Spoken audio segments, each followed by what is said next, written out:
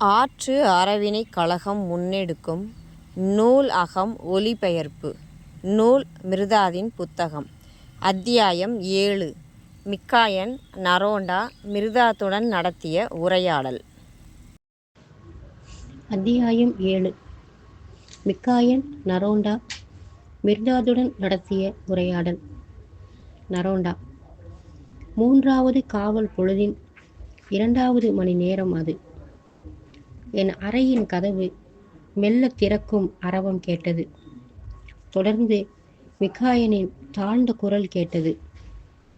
இன்னும் நீ விழித்து கொண்டுதான் இருக்கிறாயா நரோண்டா? இன்றிரவு என் அறைக்கு உறக்கம் வருகை தரவில்லை மிக்காயன். என் இமைக்கூட்டுக்கும் கூட அது திரும்பவில்லைதான். அவன் தூங்கிக் கொண்டிருப்பான் என்று நினைக்கிறாயா? தலைவரையா சொல்கிறாய்? அவனை தலைவர் என்றா குறிப்பிடுகிறாய்? நான் அப்படி நினைக்கவில்லை. அவனது அடையாளத்தை உறுதிப்படுத்திக் கொள்ளாத வரை நான் ஓய்வு கொள்ள மாட்டேன். வா, இப்போதே அவனை போய் பார்க்கலாம். நாங்கள் ஓசைப்படாமல் அடிமேல் அடியெடுத்து வைத்து அவரது அறையை அடைந்தோம். தரையில் சுத்தமாக விரித்து வைக்கப்பட்ட அவரது படுக்கை மீது மங்கிய நிலா கற்றை அறையின் மேலிருந்து துளை வழியாக திருட்டுத்தனமாக நுழைந்து பரவி கிடந்தது. அந்த எளிய படுக்கையில் அவர் படுக்கவில்லை என்று தெரிந்தது. அந்த அறையில் அவரை காணோம். திகைப்பும் அவமானமும் ஏமாற்றமும் அடைந்த நாங்கள் வெளியேற முற்பட்ட போது சட்டென அவரது மெல்லிய குரல் என் செவிகளில் விழுந்தது. அவர் அறையின் வாயிற்படியில் நின்று கொண்டிருந்தார். மிர்தாத்: கலக்கம் அடையாதீர்கள். அப்படியே தரையில் அமைதியாக அமருங்கள். சிகரத்தின் மேல் கவிழ்ந்திருந்த இரவு வேகமாக கரைந்து பகலாகி கொண்டிருக்கிறது. கரைவதற்கு சாதகமான மணி நேரம் இது. மிக்காயன் திகைத்து திக்கியபடி, எங்கள் தலையீட்டை மன்னிக்க வேண்டும். இன்று இரவு நாங்கள் தூங்கவே இல்லை. மிர்தாத்: மிகச் சுருக்கமான சுய மறப்புதான் உறக்கம். சுயத்தை அது மூழ்கடித்து விடுவது நல்லது. பிறகு விழித்து விரலளவு உறக்கத்தால் மறதியை உறிஞ்சிவிட வேண்டும். அது சரி, மிர்தாதை எதற்காக தேடி வந்தீர்கள்? மிக்காயன்: நீங்கள் யார் என்று கண்டுகொள்வதற்காக வந்தோம். மிர்தாத்: மனிதருக்கு இடையில் நான் கடவுள், கடவுளுடன் இருக்கையில் நான் மனிதன். என்ன கண்டுகொண்டாயா மிக்காயன்? மிக்காயன்: நீங்கள் இகழ்ச்சி செய்கிறீர்கள். மிர்தாத்: ஒருவேளை அது மிக்காயனின் கடவுளுக்கு எதிராக இருக்கக்கூடும். ஆனால் மிர்தாதின் கடவுளுக்கு எதிராக நிச்சயமாக இல்லை. மிக்காயன்: மிக்காயனுக்கு ஒன்றும் மிர்தாதுக்கு ஒன்றுமாக பல கடவுள்களை குறிப்பிடுகிறீர்கள். மனிதர்களைப் போல கடவுள்களும் பல பலவா? மிர்தாத்: கடவுள் பல அல்ல, கடவுள் ஒன்றுதான். மனிதரின் நிழல்கள் பலவாக இருக்கும் வரை அது பலதான். மனிதன் தனது நிழலை பூமியின் மேல் வீழ்த்தி கொண்டிருக்கும் வரை அவனது கடவுள் அவனது நிழலை விட பெரியவர் அல்லர். நிழல் இல்லாதவன் ஒளியில் இருப்பவன்.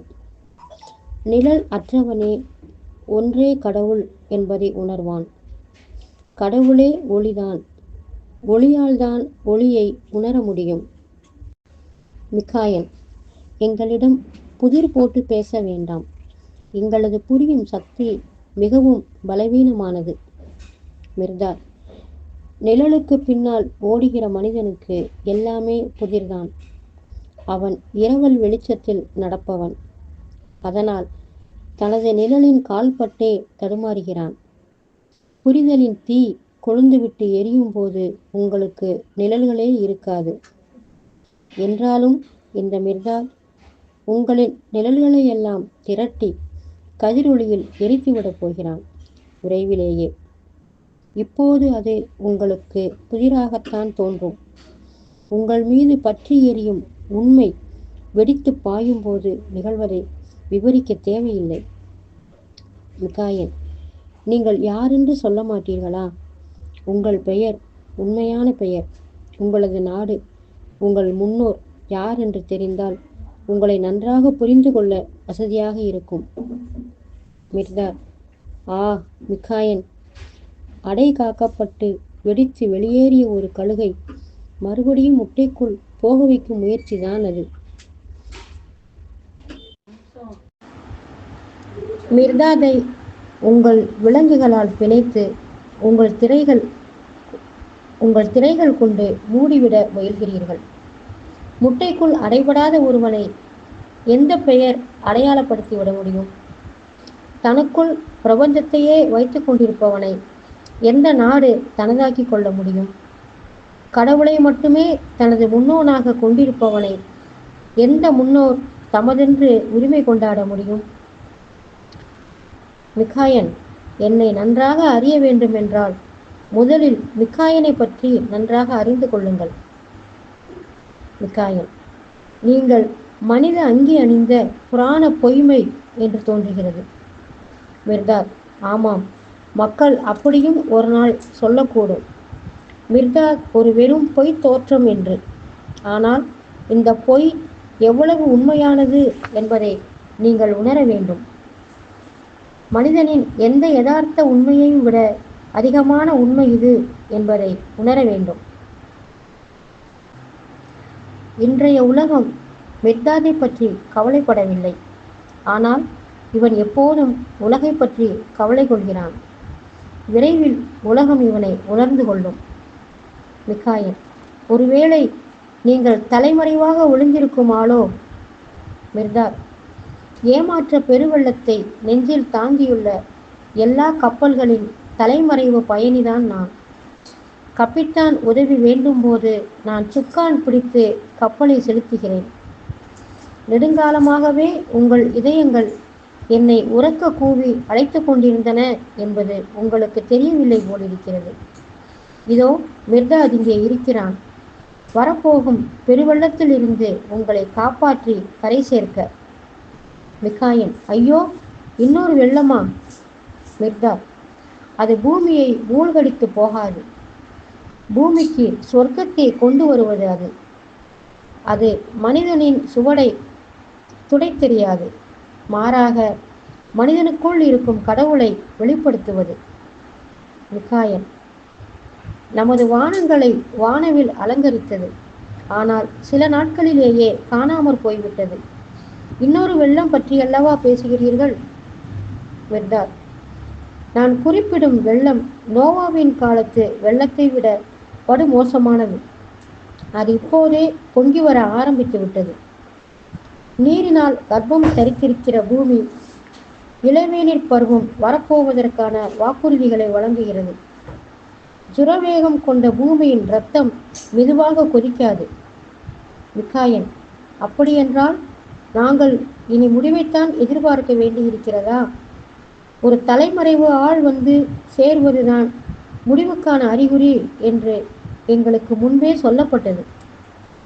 மிர்தார், பூமிக்கு அஞ்ச வேண்டாம். இவள் இன்னும் மிக இளமையானவள். அவளது மார்பகங்களிலிருந்து பால் பொங்கி பிரவகிக்கின்றது. உங்களால் எண்ணி பார்க்க முடியாத எத்தனையோ தலைமுறைகளை இவள் பாலூட்டி வளர்த்தவள். இனி மனிதனை பற்றி கவலைப்படுங்கள். இவன் பூமியின் தலைவன், அழிக்கப்பட முடியாதவன். ஆம், மனிதனை அடையாளமற்று போகும்படி செய்ய இயலாது. தளர்ந்து போய்விடாதவன் மனிதன். ஒரு மனிதனை உருவாக்க இவன் உலைக்களம் புகுவான்.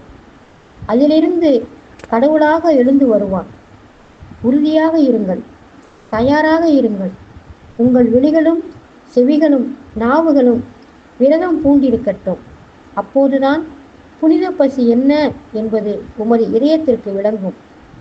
அது உங்களுக்கு சமாதானத்தை வழங்கும். அப்புறம் நீங்கள் என்றென்றும் பூரண நிறைவோடு பொழிவீர்கள். நீங்கள் என்றும் பூரண நிறைவோடு பொழிந்தால்தான் தேவைப்படுகிறவர்களின் தேவையை நிறைவு செய்யலாம். நீங்கள் என்றும் வலிமையும் உறுதியும் பெற்றுவிட்டால்தான் ஊசலாடுகிறவர்களை, பலவீனர்களை காப்பாற்ற முடியும். நீங்கள் எப்போதும் புயலை எதிர்கொள்ள தயாராக இருக்க வேண்டும். அப்போதுதான் புயலால் அலைக்கழிக்கப்பட்டவர்களுக்கு அடைக்கலம் கொடுக்க முடியும்.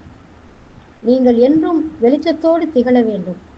அப்போதுதான் இருளில் நடப்பவருக்கு வழிகாட்ட முடியும். பலவீனமானவர்களுக்கு ஒரு பாரம், ஆனால் வலிமை கொண்டவர்களுக்கு அவர்கள் மகிழ்ச்சியான பொறுப்பு. வலிமையற்றவர்களை தேடி போங்கள், அவர்களது பலவீனமே உங்கள் பலம். பசித்தவர்கள் மற்றுமோர் பசிதான். வயிறு நிரம்பியவர்களுக்கு அவர்கள் வரவேற்கத்தக்க வடிகால். அதனால் பசித்தவர்களை தேடி போங்கள், உங்களது நிறைவே அவர்களது தேவை. பார்வையற்றவர்களுக்கு தடுமாற வைக்கும் வழித்தடைகள், ஆனால் கண் உள்ளவர்களுக்கு அவர்கள் மைல் கற்கள். அதனால் பார்வையற்றவர்களை தேடி போங்கள், அவர்களின் இருளே உங்கள் ஒளி. நரோண்டா. அந்த நேரத்தில் காலை வழிபாட்டிற்கான எக்காளம் முழங்கியது. மிர்தாத் புதிய நாளுக்கான அறிவிப்பை ஜமோரா முழங்கி அறிவிக்கிறார். நீங்கள் அமர்வதற்கும் எழுவதற்கும் இடையில் இன்னொரு புதிய அற்புதம் வாய் திறக்கப் போகிறது. அது உங்கள் வயிற்றை நிறைக்கும், காலியாக்கி வெளியேற்றும். உங்கள் நாக்குகளை சோம்பல் வார்த்தைகளால் நனைக்கும். செய்ய வேண்டாத செயல்களை செய்யும், செய்ய வேண்டியவற்றை செய்யாமல் இருக்கச் செய்யும். மிகாயல். அப்படியானால் நாங்கள் காலை நேர வழிபாட்டிற்கு செல்ல வேண்டாமா? மிர்தாத். போங்கள், கற்றுக் கொடுத்திருக்கிறபடி வழிபாடு செய்யுங்கள். எதையாவது வேண்டி வழிபடுங்கள்.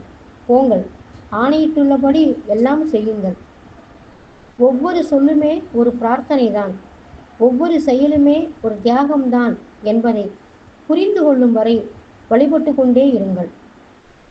அமைதியுடன் போங்கள். இந்த மிர்தாத் உங்கள் காலை உணவு நிறைவாகவும் சுவையாகவும் இருக்க ஏற்பாடுகள் செய்ய வேண்டியிருக்கிறது.